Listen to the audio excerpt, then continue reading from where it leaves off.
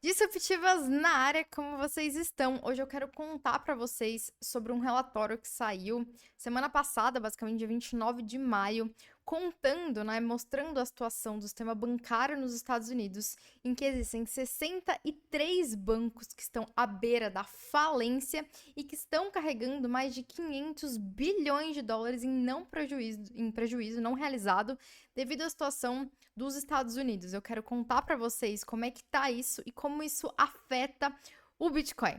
Mas antes de tudo, eu peço que, por favor, caso você ainda não seja inscrito, se inscreva, considere se tornar membro do canal para apoiar o meu trabalho. Deixe seus comentários aqui também, que qualquer comentário e curtida é de muita ajuda. Mas sem grandes enrolações, bora direto pro tema. Então, né, saiu essa matéria aqui, de 63 bancos que podem falir nos Estados Unidos. Para quem quiser depois dar uma olhada, né? Aqui tá o report, vou deixar o link do report na descrição do vídeo, mas basicamente até eu vou pegar aqui pra gente pegar o nome certinho, né? Mas tem esse órgão, né, que é responsável pelos depósitos bancários nos Estados Unidos, e o relatório é exatamente dele. E aí, o que eles estão dizendo, né? É que os bancos estão carregando 517 bilhões de prejuízos não realizados, né? Ou seja, são prejuízos que ainda não foram executados, mas eles estão carregando isso. E é um crescimento muito grande esse número, né? Porque foi de 39 bilhões para 517 bilhões no primeiro quarter, né? Esse processo de carregamento desse lucro não realizado tem a ver com o aumento dos juros nos Estados Unidos, né? É a precificação que precisa acontecer relacionado a isso e também relacionado às questões como que a gente fala residencial mortgage, de hipotecas, né? Das hipotecas dos Estados Unidos.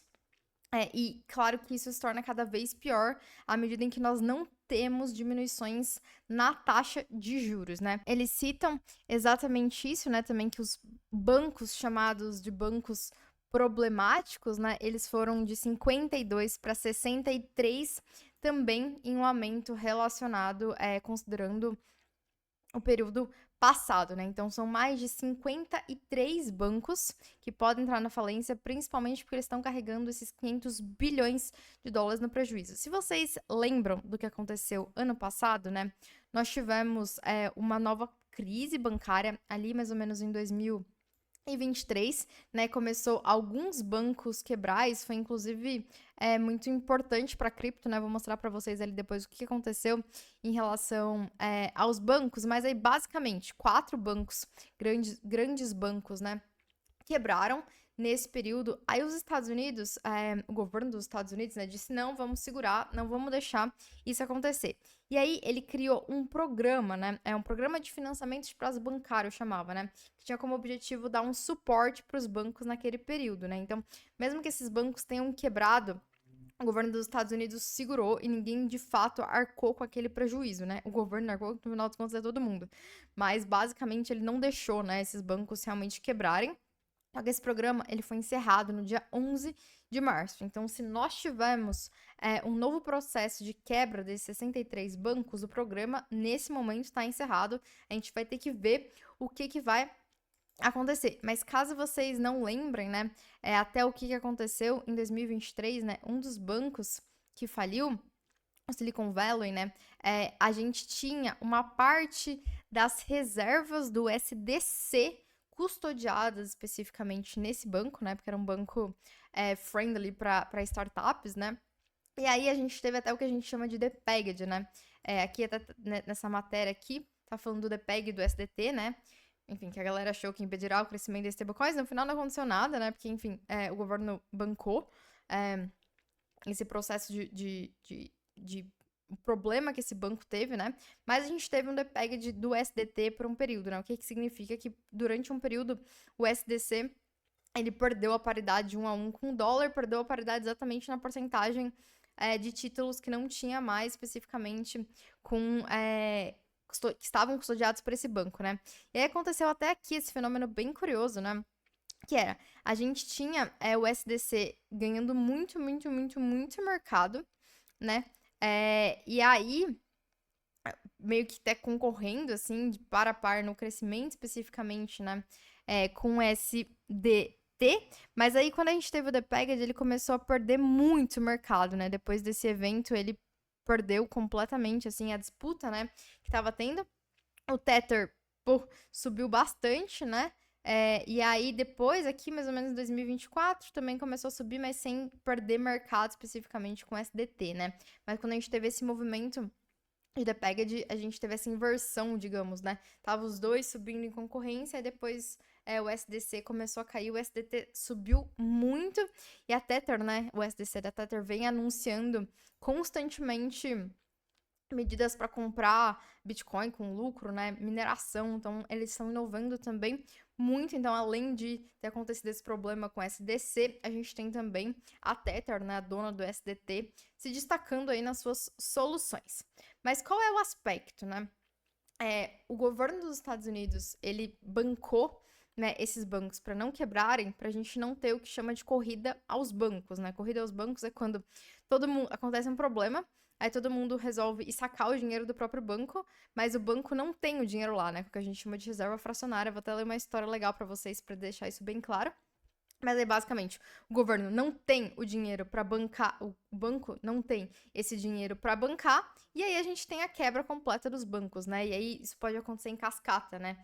Porque daí um banco vai afetando o outro, e aí quando a gente olha, tá tudo perdido. E aí eu quero falar algumas coisas específicas em relação à reserva fracionária, mas vamos ver uma história antes para ficar bem clara o que significa isso, né? Então, isso aqui é uma história, né, que vem de um livro do Rothbard, né? E aí, basicamente, ele conta, né?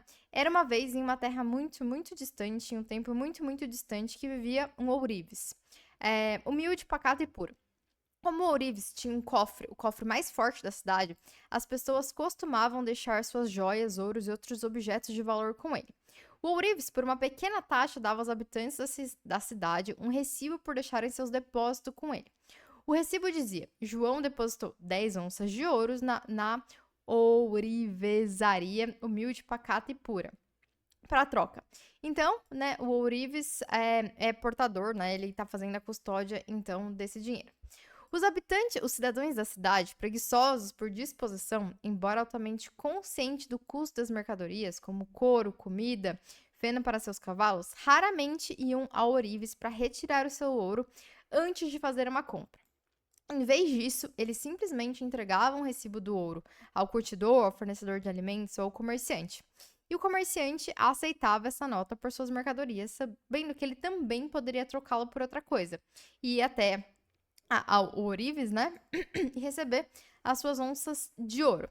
Então, tudo estava super bem, até que a bruxa malvada do oeste lançou um feitiço sobre a esposa do ourives e a tornou cobiçosa, insatisfeita e consumida pela paixão por uma vida cara. Então, ela encheu o saco do marido, basicamente, né? Até ele arrumar uma ideia brilhante para ganhar mais dinheiro.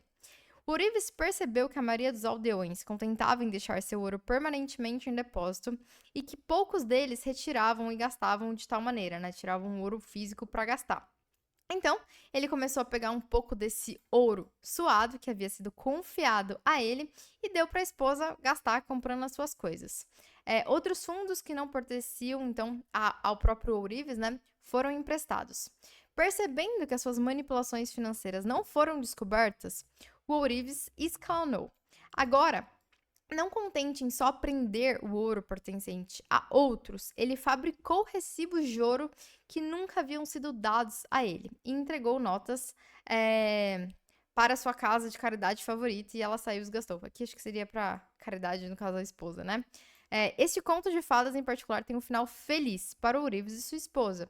Suas irregularidades financeiras nunca foram descobertas, né? Esse aqui é exatamente o caso do que acontece com a reserva fracionária, né?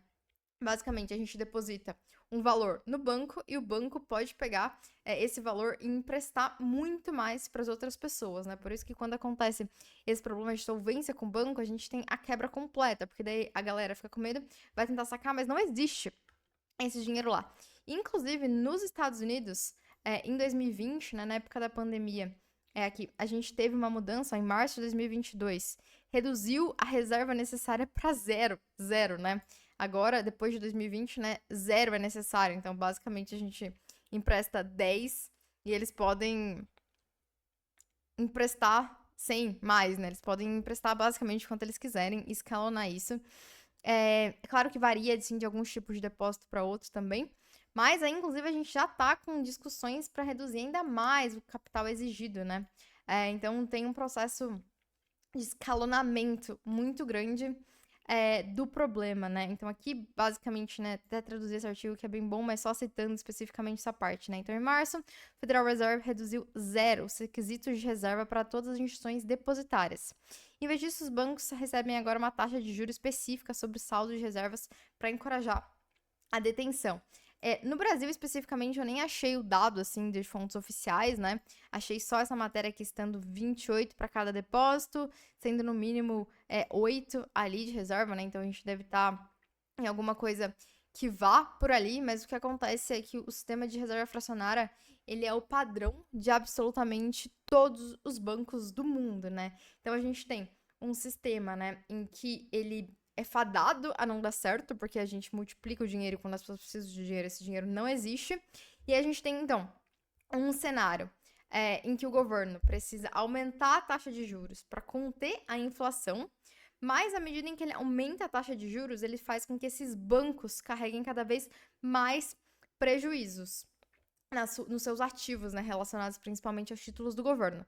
Então, isso tudo cria um cenário extremamente caótico, né, e que tende ao colapso financeiro, né. E aí, aqui, só para exemplificar, né, o que está acontecendo. Então, basicamente, então, nós temos a inflação subindo muito depois de 2020, né, depois da pandemia. E aí, quando ele já está ali no topo do topo do topo, né, porque o governo dos Estados Unidos ficou muito tempo negando, falando que não tinha absolutamente nada acontecendo, que a inflação era transitória, né? Então, nós teve um super escalonamento quando tava, assim, extremamente tensa a situação. Aí eles começaram a aumentar a taxa de juros e aumentaram muito, muito, muito rápido, né? E aí, claro, a inflação deu uma queda, mas eles querem que chegue a 2%, não estão conseguindo de jeito nenhum, né? Eles pararam, o governo dos Estados Unidos parou de subir a taxa de juros, mas não consegue diminuir ela, porque a inflação ainda não chegou no objetivo, na meta, né? Que é 2%. E aí, basicamente, qual é a situação que a gente tem? Não conseguem controlar a inflação por índice que eles querem, de 2%. Então, eles não conseguem diminuir a taxa de juros. Se eles não conseguem diminuir a taxa de juros, isso tende a fazer com que os bancos carreguem cada vez mais prejuízo, o que faz com que exista cada vez mais chances da gente chegar em uma situação de insolvência dos bancos e quebra dos bancos por conta da reserva fracionária e por conta desses bancos, não terem esse dinheiro, né? E aí a gente se pergunta, e o Bitcoin nisso, né? Primeiro, o Bitcoin foi criado exatamente na crise de 2008, né? Exatamente para ser um sistema financeiro alternativo. No Bitcoin não existe reserva fracionária, né? Se você tem um Bitcoin, você tem um Bitcoin. Não existe esse conceito, né? Não existe esse esquema maluco de criação do dinheiro do nada, né? Então, a arquitetura do Bitcoin é completamente diferente disso, mas nós temos uma situação de duplo ganho, na verdade, para o Bitcoin. Porque o que acontece? Se o governo dos Estados Unidos continuar subindo a taxa de juros, ele vai quebrar os bancos e meio que vai provar a tese do Bitcoin como um dinheiro melhor. Mas se o governo dos Estados Unidos conseguir diminuir a taxa de juros, isso tende a fazer com que o dinheiro flua dos ativos institucionais tradicionais para os ativos de risco, e historicamente o Bitcoin também é beneficiado desse momento. Claro que, no primeiro momento, né, uma quebra dos bancos pode ser alguma coisa ruim, né?